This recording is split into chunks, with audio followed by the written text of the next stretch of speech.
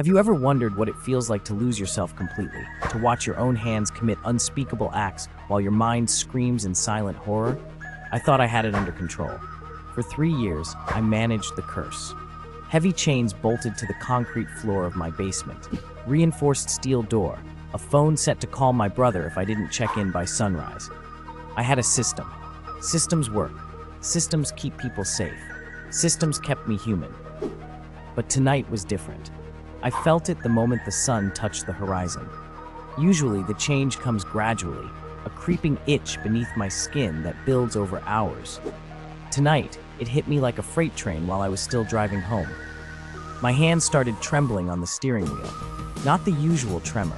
Something violent. Something hungry. I was 10 minutes from home when my vision began to shift. Colors bleeding into each other, the world taking on sharp edges and overwhelming clarity. I could smell everything. The fierce sweat of the woman in the car next to me at the red light, the blood pumping beneath her skin. My mouth watered. I ran 3 red lights getting home. My phone clattered from my hands as I fumbled with the front door. Inside. Lock it. Get to the basement. I kept repeating these commands to myself, but my body was already rebelling. My spine arched backward, and I heard something crack. The pain was exquisite, every nerve ending on fire. The basement stairs. I crawled down them on hands that were no longer quite hands. My fingernails had darkened, lengthened, curved into something else. I could hear my neighbor's television through 2 walls. I could hear their heartbeats. 2 adults, 1 child. No, get to the chains. I reached the chains and managed to close 1 manacle around my wrist before my bones began to reshape themselves. The sound was like green wood breaking. My jaw extended, teeth pushing through gums that bled and healed instantly.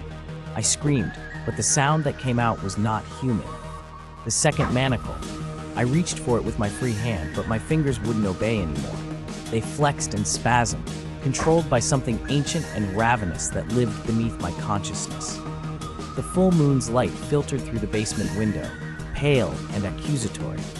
That's when I heard it. A knock at my front door upstairs. Then a voice, sweet and young, Sarah from next door, the little girl who sold me cookies last month. She was calling through the mail slot, saying she found my phone in the driveway. My phone. I dropped it outside. Every muscle in my body locked with the effort of staying still. Stay, stay, stay. I chanted it internally, a prayer to a god who had abandoned me the night I was bitten. The chain on my wrist groaned. The metal was strong, but the bolt in the concrete was old.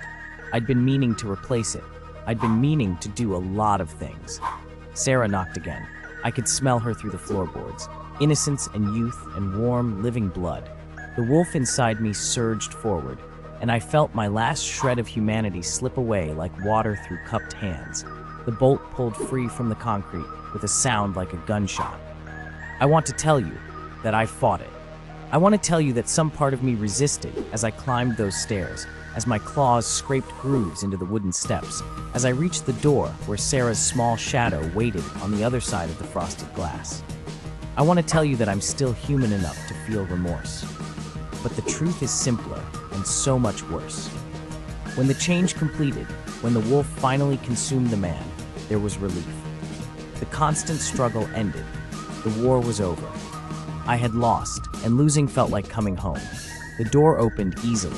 The night air rushed in, carrying 1,000 scents, 1,000 possibilities. Sarah's eyes went wide, her mouth forming a perfect circle of surprise. Her scream was cut short.